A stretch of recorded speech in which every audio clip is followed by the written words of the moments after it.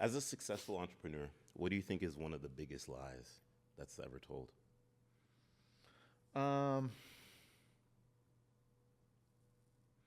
That it's not possible. Like I think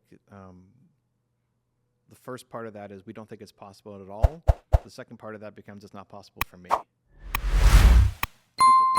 Most people have a dream. If they're watching your show, they have a dream, right? It's like they're not watching it to stay stuck in their life, right? They've got a dream. They're a goal chaser, but they may not have started because they don't think it's possible.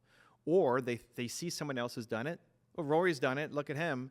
But I can't do it. I can't do it because of whatever reason you want to put in there. So I think the world's biggest problem is people don't believe in themselves enough to do the big things and even just to do the next thing in front of them. So I think the biggest lie is people don't think that it's possible or possible for them. Mm-hmm. It doesn't mean it's going to be easy, but it's definitely possible. That hits me in the fields because it's like 8 years of doing this. And some folks like... Wait, it hits you what? In the fields? It hits you right in the fields, yeah. I've never heard that before. Yeah, it's in the fields. What does that mean? Where are the fields? Somewhere in here. Oh, in the heart, man. In the heart. Oh, okay, in the heart. okay, in the heart. Okay. It's me right in the fields, right? Fields. Fields, not fields. I heard fields. It's You like... heard got Field it. of Dreams, Kevin Costner. Yeah. Okay, hits you in the field. You're feeling it. Got it. Okay, Yeah. okay.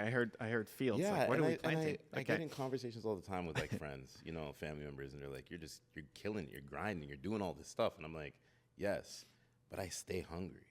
You have to stay hungry no matter what. Can't get comfortable. Because I've always noticed, I feel like if you get comfortable, that's when you start slipping.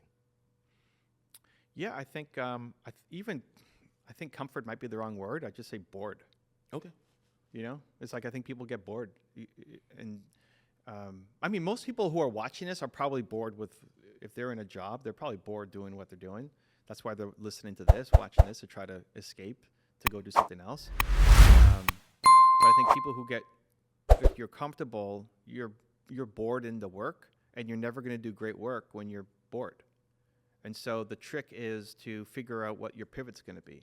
And that might be a completely new opportunity, or it could be within your thing, how do you make it different, make it better? If you're 500 episodes deep on your podcast, I'm sure you've learned a lot of lessons along the way. And so then what do you do about that? If you find, hey, I love these types of people, these types of conversations, or I love doing it in person, or I love whatever, then start to pivot towards that because that's the next level of growth. We're doing a mastermind here, and people are flying in from around the world for the next 2 days. And one of the questions that one of the members asked kind of in the to get ready for it was, I'm trying to figure out how to make more money off of my channel because I want to scale and grow my team.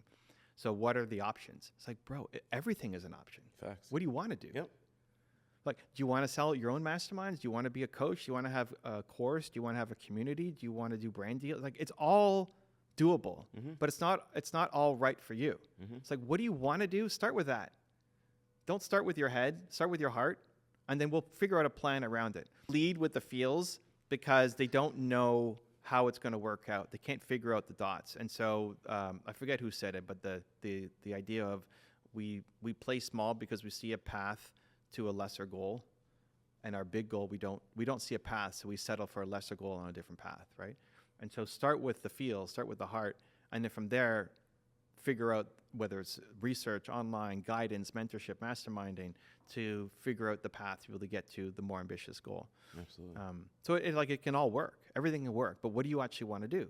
And where people get comfortable is you just start doing the same thing, even though you want to go do something else. So, how many have you done in person on the podcast? Now in person, that's a great question. I would say in person since last year, let's say 30. Okay, that's I feel like it's 30. Right? I feel like it's 30. So if you've done like 500 total and then 30-ish, right? Yeah. So it's like whatever Virtual, percent that is. It used to be audio at one point, and then it went to virtual. Yeah. And then whatnot, yeah. Maybe it doesn't make a difference for you, but it's like I really love the in-person versus. Better. So if you then wanted to pivot to in-person, where most people's brain goes, but it's so much more difficult, and it takes a lot more time, and I got to coordinate people, and like to do this, took more time to kind of figure out. You got to travel here. We got to talk. You got to go travel back. It's like half a day instead of just doing a part of life though. 30-minute Zoom call. But that's where most people will go mentally. It's like you just see the roadblocks of why it's too hard. So let me just go back to doing it virtual because it's easier. That's where I would call like it's comfortable. But then you'll get bored of it because if you had a taste of in person and you really love that, and then you have to go back to only doing Zoom, you'll start to get bored. Absolutely. And then that begins the death march of whatever, you know, your show, whatever you're creating.